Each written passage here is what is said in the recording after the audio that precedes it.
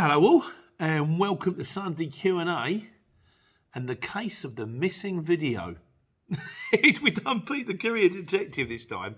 But yeah, so those of you that watch the channel on a regular basis will notice that a video kind of appeared, and it was up there, I think I put it up at 7 o'clock in the morning, and then by 10:30 it was gone.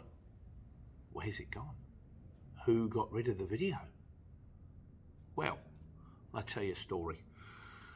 So my mate Dave, he rang me up and he says, can you get, he said, Pete, I need an independent garage around Trafford Park.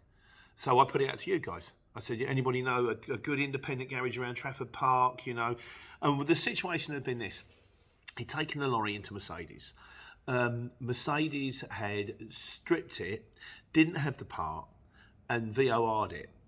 Which is vehicle off the road, which means they can't put it back on the road. You can't drive it back on the road until they give the green tick to let it go back in, because they're your designated vehicle people. And he was going to be off the road for nearly 2 months. And Dave went, he's like us, you know, he's like an independent guy. He needs that lorry on the road. You don't work, you don't eat. That's the score, isn't it, really, you know?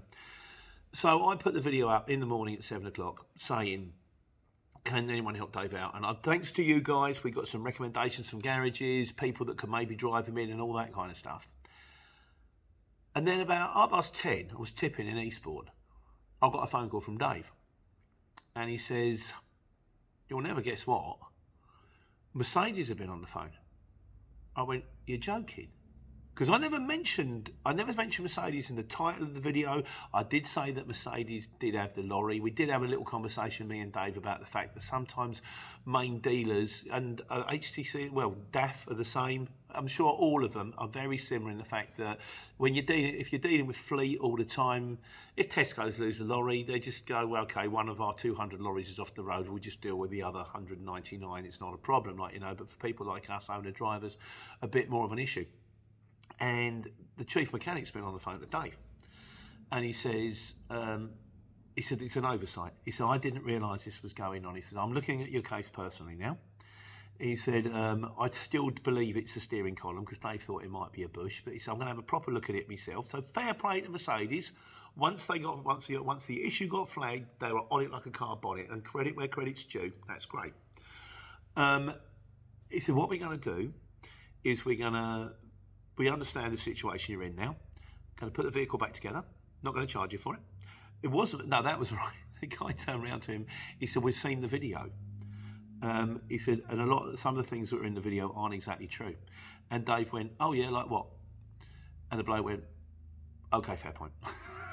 He said, the thing that wasn't true in the video was the fact the vehicle was VOR'd. He said, it wasn't VOR'd. And Dave went, well, why did you tell me it was VOR then? And he said, well, I don't know. It breakdown communication. We said, what we're going to do, we're going to put the vehicle back together. We're going to check it, make sure it's roadworthy, and we're going to give you 10,000 miles on the tick. In the meantime, we're going to do a worldwide search for this part. The reason this part is in high demand is it's, you know, like with all vehicles, there's one thing that always goes, oh yeah, that's common with this, yeah, that happens a lot. Oh, expect the clutch to go, well, I don't know, expect the bushes to go on, the rear bushes after like 40,000 miles, because they go on all of them, like, you know. And it's a steering column issue, and it's to do with the gears, and it has been fixed in later models, but this particular one, it's in demand. So we're going to do a worldwide search. We're going to get it in as soon as it is done. We're going to get it fixed. We're going to get it back on the road. And then he said, can you ask your friend to take the video down, please? And of course I said, absolutely. Because, you know, a small oversight on Mercedes' part does happen. But as a result of what you guys have done, as a result of the fact that the video only had 200 and something views. So how they actually even clocked the fact that somebody must have watched the video, then rung Mercedes in Trafford and went, there's a guy on YouTube who's talking about you. And I wasn't trying to be slanderous. Like I said, I wasn't having a pop at Mercedes. I wasn't even having a go at main dealers. You know, kind of all I was saying, my mate Dave's in a bit of a spot. Can you help him out? But as a result of the comments that you do and the fact that you watch this channel, we got Dave out of trouble. His lorry's back on the road. He's made a few contacts. My mate Rock God, he's out there. Who's actually got his own channel out there as well. He does videos and stuff like that, although I don't think he's done for a while. He said, is he a local driver then? I went, yeah, owner operator, very switched on, got himself a nice motor. He said, well, I'm going to give him a ring. And then I said, oh, but let me just double check it's okay. So I rang Dave, and Dave went, yeah, no, I've seen him. I've seen his channel. He's kind of a big time Charlie, like, you know. So hopefully Dave's back on the road, made himself a few contacts, and he's going on to greener pastures. And it's all because of you guys. So well done. Thanks very much for watching. And, you know, as a result of which, hopefully we've made the world a brighter place. So cheers. So that's the case of the missing video. We'll come on to Pete the Courier Driver Detective later, but more importantly, going rate. So I've got to write this down. Hang on a second, just pause this. Yep, sorry, I was just getting a pen. I'm doing chapters now, so that if you don't particularly want to watch the whole of the Q&A, because let's face it, it's long, but you just want to go to the miscellaneous question or the truck questions or something like that, I'm doing chapters, so there's a little breakdown underneath, and you can just scroll to which bit you need to go to. So there you go. Going rate. A guy said, I think it was TC Services in fairness, he said, I think that, it might not have been him, he said, I think shippers just want it cheap. And I went, I don't know if you want it cheap. I think there is a going rate on the CX, so we've done one on going rate. TC Services said, thanks for the mention, Pete. You're welcome, mate, no problem. He said, I've had a few jobs where I quoted online, then phoned the shipper only to be told I'm still waiting for the customer to get back to me. Yeah, that's that thing I said about, if you know the going rate, you can tell the customer straight away. If what you're doing all the time is going, I'll wait for you, and also you run the risk that, and it's happened to me before, where they ring me up and they go, you know, you put a bid in a job, 200 quid, yeah, fine. Are you still available? Yeah. I'm just going to ring the customer, will you hang on for 5 minutes? And I always say, yeah, but I kind of think, well, hold on. If in the next 5 minutes another job pings up, the next 2 minutes a job pings up, which is better and pays more money, I can't take it. But if you then turn around or don't, and the amount of times where they go, I'll ring you back within 5 minutes and half an hour later, I've not heard anything, and then the job's disappeared, and you're like, how long am I think what I really should do is turn around and go, in the nicest possible way, my friend, I'm not booked till I'm booked. But then you lose, you know, it's just give and take. You need a bit of give and take. It's a real grey area, that one, you know. So, but it says, anyway, so TC Services, I'm still waiting for the customer to get back to me. I'll let you know. Today I had one of those days where luck was on my side. I picked up a job going from Washington to Stansted Airport, then picked up straight away from exactly the same place, going back down to Brighton. Sometimes it's all about luck, happy days. You're right. I did one on Monday, and I went from High Wycombe to Bristol, and then got Bristol to High Wycombe.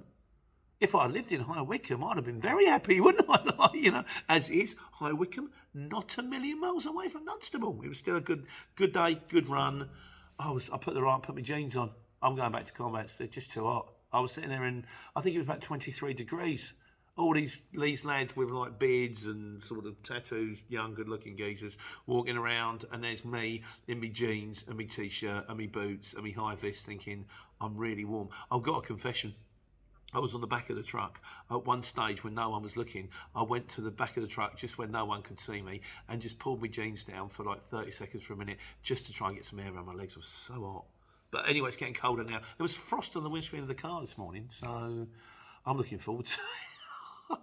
I can't hack it in my old age, you know, what can you do? So, also TC Services goes on to say, he says, after a while us drivers start to realise that there are good in places and where you get work from, and you price the job accordingly. Because I said the going rate is actually dependent on where you are and time and all kinds of other factors.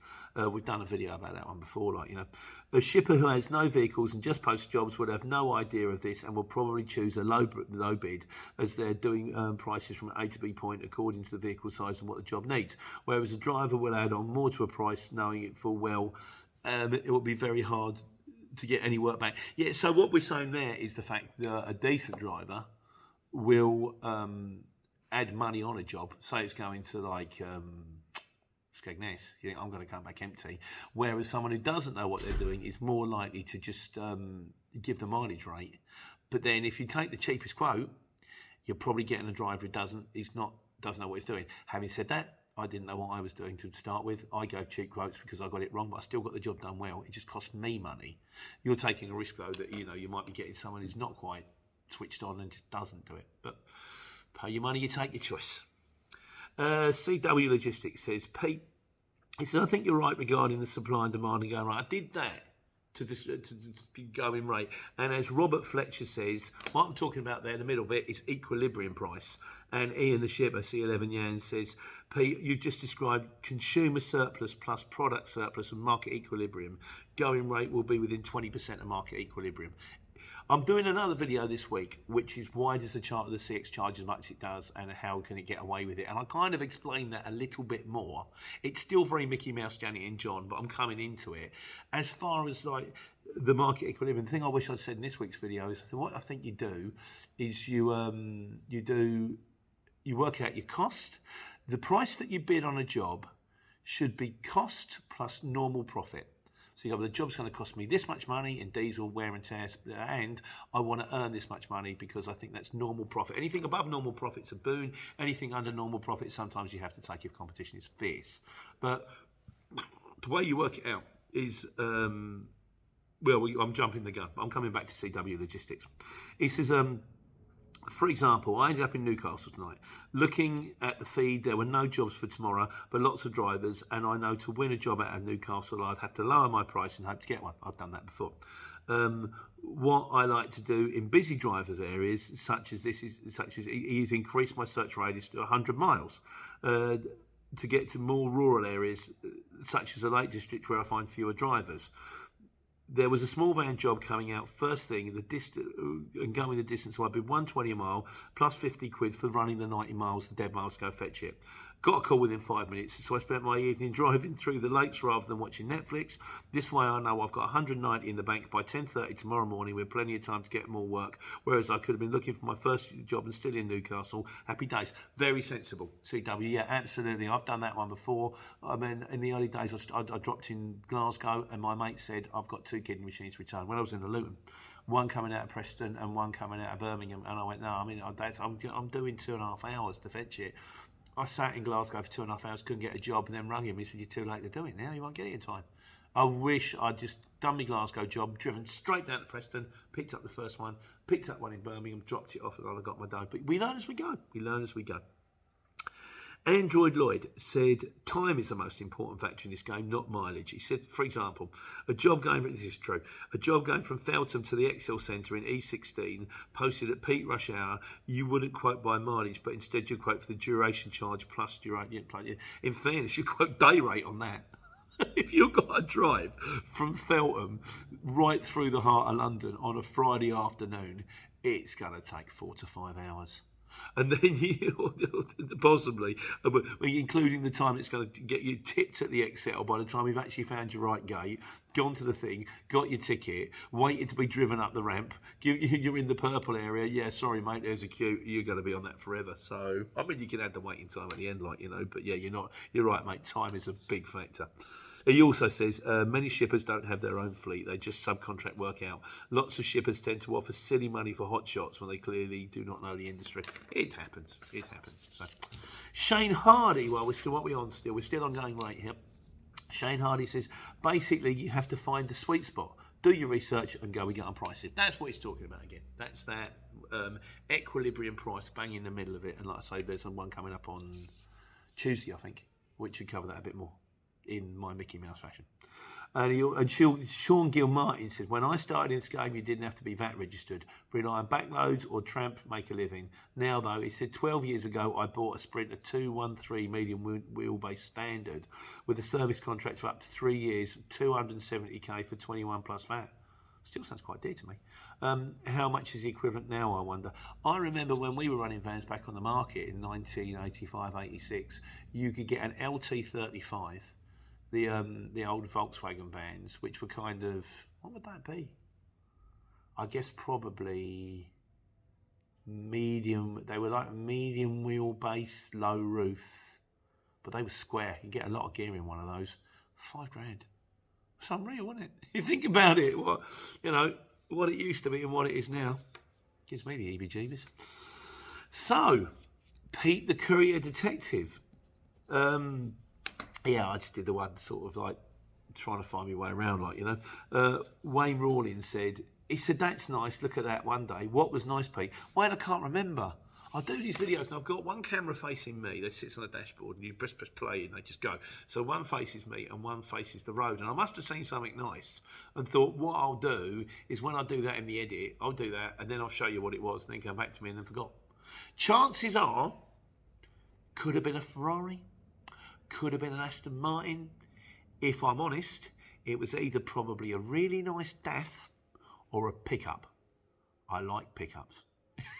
You know, I'm the guy that when I went to Renault, everybody else was looking at the racing car and I was looking at the size of the fork truck going, that fork truck's massive. That's great. I like pickups. I'll drive a Mini because it was cheap, and it is cheap. One day, maybe. I might one of them Ford Rangery type things, or what's the other one? What's the Japanese firm? Hilux. I used to have an original Hilux. Back in the day, I had the one, you know, the one on Top Gear, the indestructible one. Yeah, I broke the springs within 3 months. But it was great fun. Huge wheels. Didn't start in the winter. Didn't have power steering. Didn't have central locking. In the end, I went, I'm not playing this game anymore. After part of me, wish I still kept it. But yeah, I don't know. Chances are it's probably a pickup Wayne. Shane Hardy says, famous last words, mate, at M&S. Yeah, I think I've been here before. I know what I'm doing. Oh, mate. He said, so I know which way to go. Easy mistake, mate. But he enjoyed the video, so thanks, Shane. Chris Gasser said that M&S site used to be Tesco Welham Green. It is Welham Green, you're right. I worked out now, when you go into Welham Green, there's Welham Green North and Welham Green South. So depending which one you need to do, there's one that goes that roundabout that I showed you, the other one you have to go round on the other side, but I've sussed it now. We learn as we go. He said, I've been retired since 2005, didn't know Tesco's had moved. Yeah, it's now M&S. Gin, got the name now. Says that's that bouncy seat. The bouncy seat's not so bouncy. It's not as bouncy as it could be. It's bouncy enough. I'm happy with the level of bouncy. It is a Tigger thing going on, but I'm cool. And Godzilla says, I thought you were going to say, because I said who's the greatest detective, Inspector Clouseau or Inspector Gadget, both of which are, you know, should be in the mix there. But no, it's definitely Batman. Definitely Batman. So the Wise Guys. What we got to do this week on the Wise Guys? 17. Doing timestamps. Jin says again, he says, because I said there's no such thing as a 7.2 tonne van. He said, no, you're wrong. The Iveco Daily 7.2 tonne van is there. Still needs a tacho. Yeah, I can't. To me, that's the worst of both worlds. You've got, it's a van, but there's no room in the cab. And, you know, when you book a lorry job and you turn up in the van, people go, no, I really wanted a lorry and that kind of stuff. So that's the cat, I think. Hold on. Cat meows at me to open the door, so I go down to open the door, looks at me in disgust, goes, what are you doing that for, and walks in the opposite direction.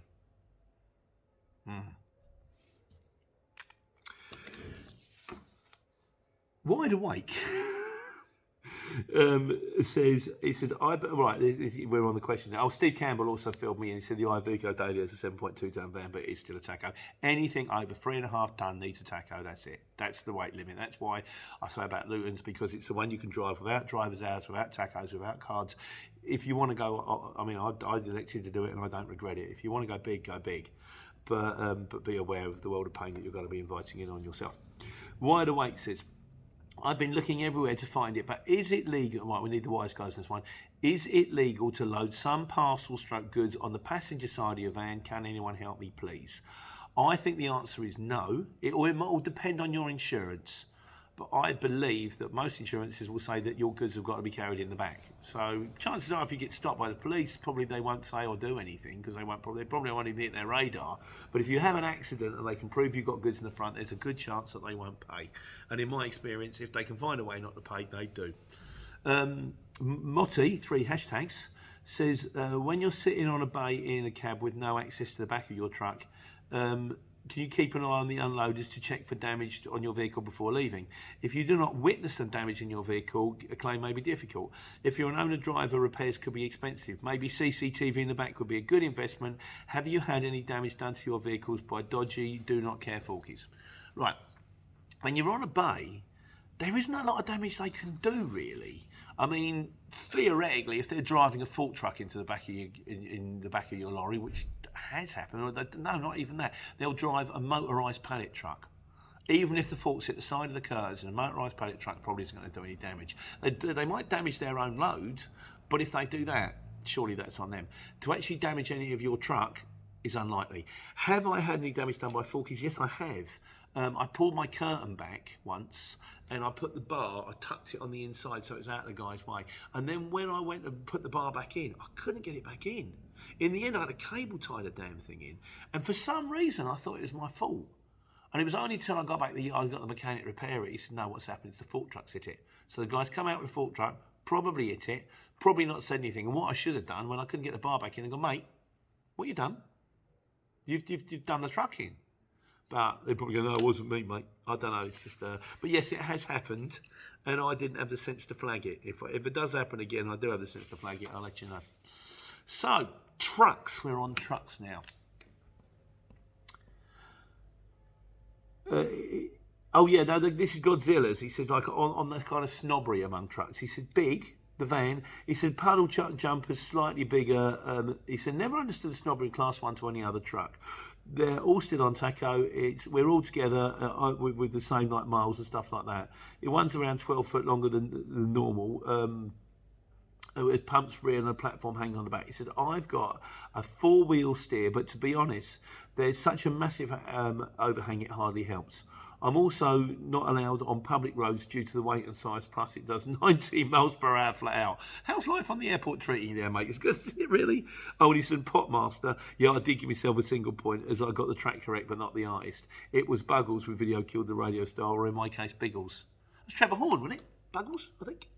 Yeah, I believe so. Producer, famous man. But, yeah. Well, just stick on, just keep sorting out them planes, mate. Sort out them planes, sort yourself, you'll be good. I guess that's what you're on now, not the electrics. Steve Campbell says, he said, we're talking about driving in London. He said, I'll come and drive it for you if you buy me a nice truck with a comfy bed and don't send me into central London and then expect me to get from Kilburn to Erith in 45 minutes. As we were saying earlier on about that guy, this is quoting time, not miles. And if you're outside of London, you go, it's only like 8 miles, it ain't going to take him long, is it? Yes, it is. It's going to take him half a day.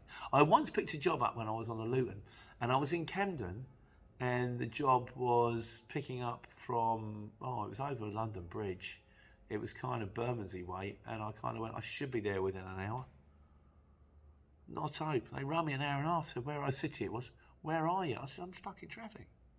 He said, you'll be there? I said, I tried to be there. I didn't say I could be there. I said, all things, if I'm lucky. Wasn't lucky. Never are in London. Oh, he also says this Iveco is like a mobile prison now because the turbo's blown. There's a reoccurring thing with your comments, Steve. I don't know if you've ever noticed. But I'm always grateful. Paul Sherwood says, the font of all knowledge. Yeah, kind of playing it fast and loose with that one, Paul. He said, I'm kind of investigating the pros and cons of being a courier driver, truck driver for Kalina at the moment, mortgage paid and all that jazz. Like the idea of choosing whether I do 15-hour days or not. Get some great insight, and thanks to you guys on there. So once again, guys, thanks very much for the input. Thanks very much for, everything that you do. Paul, you know where we are if you need us. There's always the Q&A, mate. Any problems? I'm sure someone much wiser than me will fill you in on the details. So, Miscellaneous. Steve at SDC Services says, there's very little loyalty from any shipper. Online bids kill rapport and bridge building. That's a good point. I never thought of that. Do a good job. Run a nice van. Know your worth. Going rate is up to you, the driver. Know your costs will go bust. That's pretty much the size of the thing. Never thought about the old going rate. I might do something on that. Online bids kill rapport between shipper. Yeah, good point. Original Gold INC says, this is something to flag up. This is always a fear for people as well. I think I'll address this one as well. He said what used to happen on the CX a lot was dodgy guys would going cheap on a job, posted to guarantee they would get a job. Then they'd repost the job and accept any given price. Now, subcontracting on the CX for a start is a bad idea,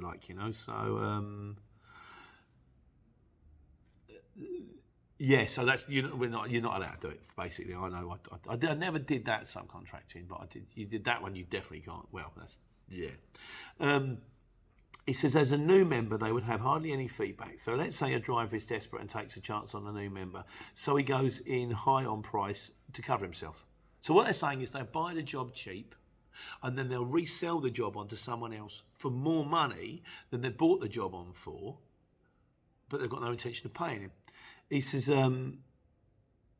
so the dodgy guy accepts the price as he has no intention of paying, and they scan the work he posts. Also, would pay 45 to 60 days, end of the month, so they know they've got 3 months before they get picked up on it. Then he gets a month or so of invoices paid to him. Then he reposts the jobs due to the ones he's replaced. Now the dodgy guys were basically what it's saying is you could take a job cheap, sell it again dear, take the money that you got when the job was done by someone good. So you get paid from the customer to the shipper, and then not pay the guy. Well, actually, it's from a shipper, because it's a shipper to you, and then you're shipping it on again. You take the money off the shipper, you don't pay the other guy. And that used to happen all the time now. I don't think it happens anymore. I think they've probably clamped down this thing. The other thing I will say, Stu, down at the CX forum, a lot of the time, it's one of those things that you get away with it once. But then when you're sort of like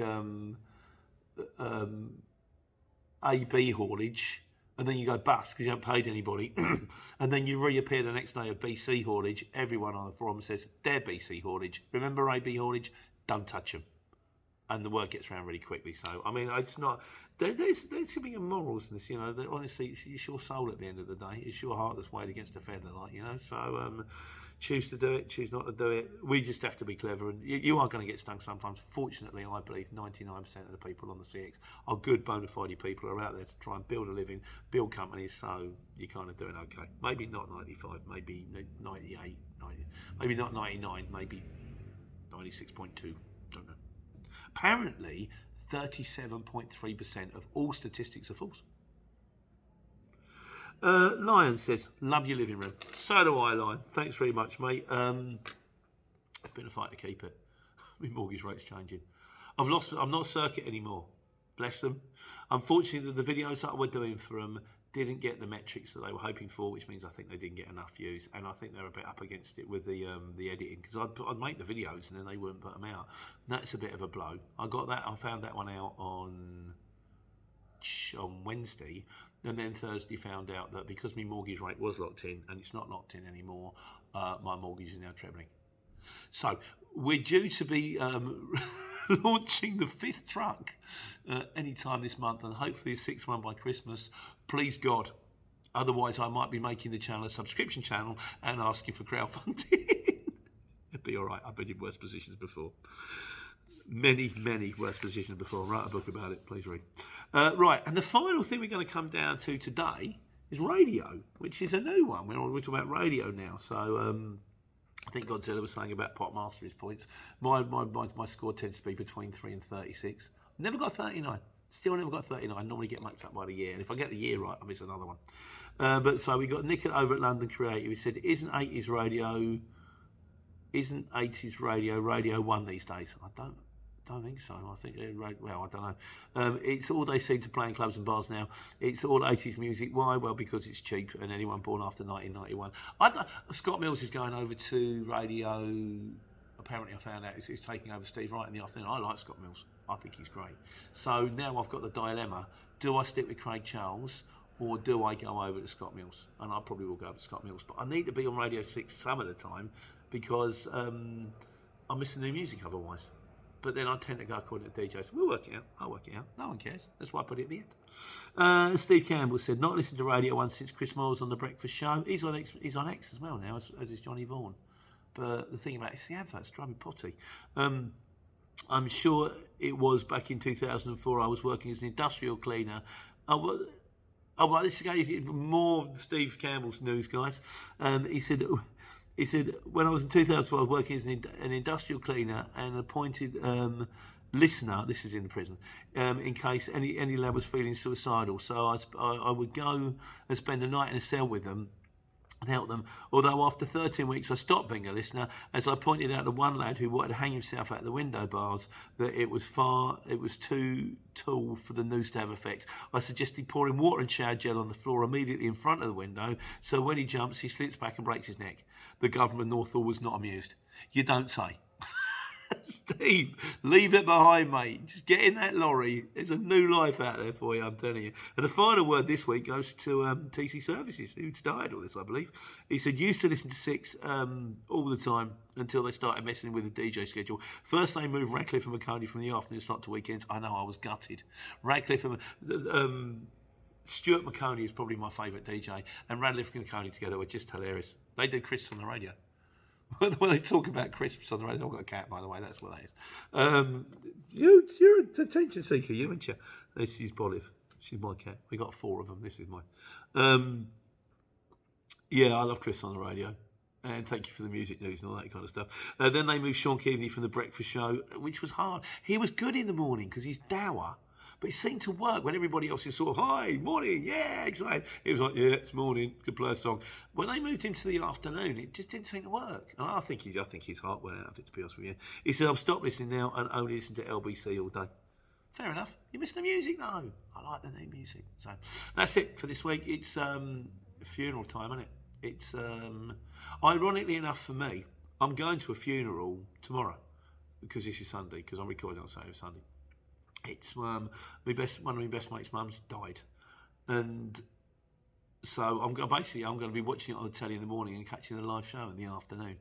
I suppose from a purely selfish point of view, I was probably going to end up having the day anyway because it's bank holiday and nothing's happening, and then I'd have had to have half a day off to go to my mate's mum's funeral. Now I've kind of got 2 birds with one stone, but that's what I'll be doing. Well, fair play to her. She was a stateswoman and a long-serving member, and where it goes now, well, it's anybody's guess. But enjoy the day off, guys, and then it's heads down for Christmas. Take care. Take money.